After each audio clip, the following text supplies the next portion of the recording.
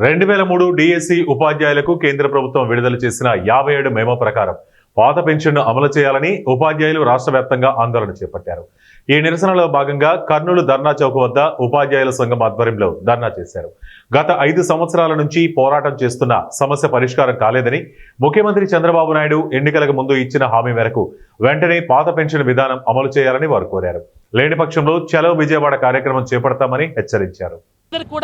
Old pension అమలుపరచమని 57 యొక్క సారాంశము. దీన్ని base చేసుకొని కేంద్రంలోని అన్ని డిపార్ట్మెంట్లలో పాత పెన్షన్ అమలుపరిచారు. దీన్ని బేస్ చేసుకొని 16 రాష్ట్ర ప్రభుత్వాలు కూడా అమలుపరిచాయి. కాకపోతే ఈ రాష్ట్రంలో గత 5 సంవత్సరాల నుంచి డిపార్ట్మెంట్ల వారీగా వివరాలు సేకరిస్తున్నారు, మెమో ఫైల్ తయారు చేశారు. అది అక్కడే ఉంది, గడప దాటి ముందుకు రావడం లేదు.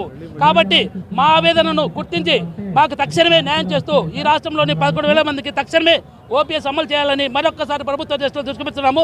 ముఖ్యంగా ఈ చంద్రబాబు నాయుడు గారు మేము వారి నోటిఫికేషన్లోనే మమ్మల్ని అందరినీ ఎంపిక చేయడం జరిగింది. వారే ఇప్పుడు పూనుకొని ఇప్పుడు వారి ప్రభుత్వంలో మాకు న్యాయం చేయవలసిందిగా నారు పోసిన వారు వారే కాబట్టి మేము అభ్యర్థిస్తున్నాము ముఖ్యమంత్రి గారిని. మాకు ఓల్డ్ పెన్షన్ విధానాన్ని 57 జీవో ప్రకారం మెమో ప్రకారం మాకు అమలు చేసి ఆయననే నీరు పోయాలని, మాకు శేష జీవితాన్ని సుఖంగా గడపడానికి ఆయన ద్వారా మా ఆవేదనని మేము మీడియా ద్వారా తెలియజేసుకుంటున్నాము. అలాగే ఉప ముఖ్యమంత్రి గారు పవన్ కళ్యాణ్ గారిని కూడా మేము అభ్యర్థిస్తున్నాము. వారికి పెన్షన్ విలువ తెలుసు, ఇప్పటికీ కూడా వాళ్ళ అమ్మగారు పెన్షన్ తీసుకుంటున్నారు కాబట్టి మొట్టమొదటి పార్టీ ఫండ్ వాళ్ళ అమ్మగారి పెన్షన్ నుంచే తీసుకున్నారు కాబట్టి ఉప ముఖ్యమంత్రి గారిని కూడా మేము ఈ సందర్భంగా మా అభ్యర్థనను మన్నించమని వేడుకుంటున్నాము. ఇంకొకటి, మాకు లోకేష్ గారు రావడము చాలా చిన్న వయసులో ఆయన మంత్రివర్యులు అయిపోయినారు. ఇది చేస్తే ఆయన జీవితంలోనే చాలా ఉన్నత శిఖరాలకు చేరుకొని ఆయనకి భగవంతుడి ఆశీస్సులు కూడా ఎప్పుడు ఉంటాయి. వాళ్ళ పేరు చెప్పుకొని మేము శేష జీవితాన్ని హాయిగా గడుపుతామని ఈ సందర్భంగా వాళ్ళందరికీ తెలియజేస్తూ మాకు ఓల్డ్ పెన్షన్ విధానాన్ని అమలు చేయవలసిందిగా కోరుతున్నాము.